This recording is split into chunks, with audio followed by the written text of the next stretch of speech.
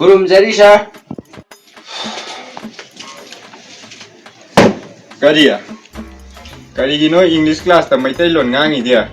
Dandi phangning bro. Sorry sir. Nandi habasibu karma makhali English no sir. Good question. Mashidi ba. Adu dai ju khangda. Kan ta kanu ko. Like taksi. Okay. Noun kadai bu kawi. Kana khangi. Khangde sir. Noun habadi mi pot sana chingma myam je. Noun na ga khangnai. Oh my god. Adudi sir. Sir sun now ni ko. Iya. Matoi na re. Good morning sir. Morning, morning. Sit down.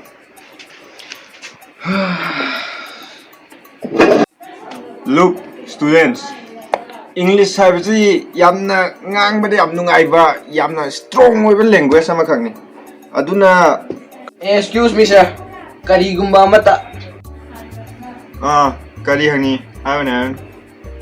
Sir, English se kya mi strong hoy bage. Wene yam strong wene. Masibu nganga dinya. Saga yam kankatli.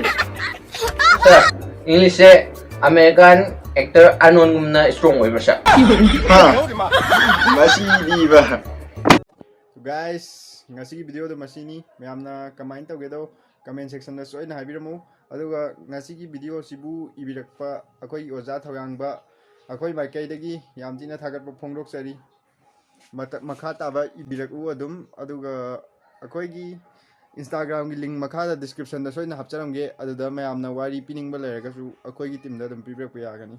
Thank you.